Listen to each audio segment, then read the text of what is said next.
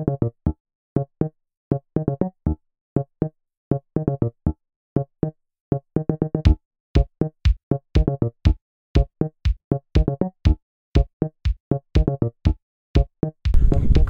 from Barrister Winery. We're out in our Bacchus Vineyard today, which is one of our premium Cabernet Sauvignon vineyards, checking out the progress of the fruit for the year.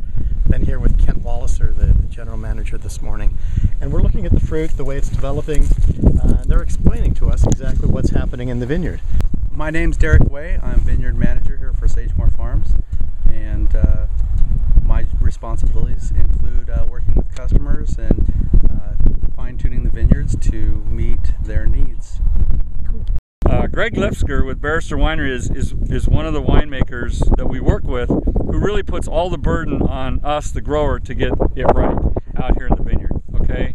And we understand that because now he's releasing bottles of wine with just this vineyard on the label. So it behooves us to get it right. And he's in this top tier in this block. These two vineyards, Bacchus and Dionysus, because one, it was planted in '72 when the company was first started, but it's also, you know, represents some old vines that have never froze to the ground. And Cabernet in Washington that's, you know, 40 years old is pretty prized because it's consistent and it, you know, and it just produces a nice steady balanced crop year over year. So these old vines, by their very nature and their low plant density, it's really hard.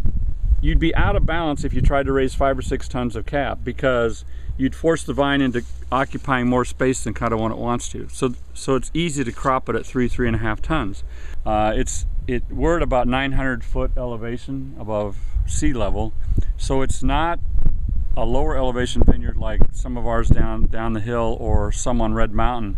It's just a slightly cooler site than, say, Red Mountain or some of our warmer sites here, but it still matures about around the 20th of October. And of course, here, just like in France, we can see the river, so they're obviously the best grapes if the grapes can see the river, right?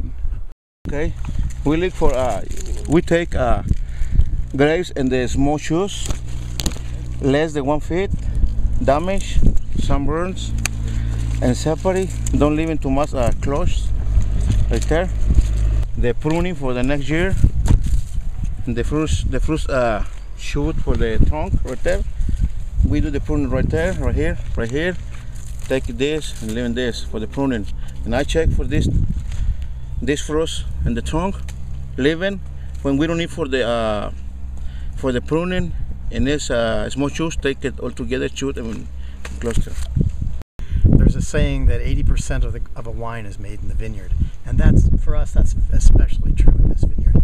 There's so much detail that goes into working with these old vines, and they have such a professional crew that takes care of all those little details that are going to allow this fruit to ripen and make the kind of wine that we want to have made from this vineyard. This is the second time I've come this year. We're just starting to see veraison, which is the changing of the grapes from the little tiny berries, hard green berries, to the red fruit. Once veraison completes and we get closer to harvest, we'll get reports from them several times a week, tracking the development, tracking the sugars and the pH and the acids. As we get closer to harvest, we're down here several times a week looking at the grapes, walking the vineyard with the manager to see exactly when it is that we're going to pick.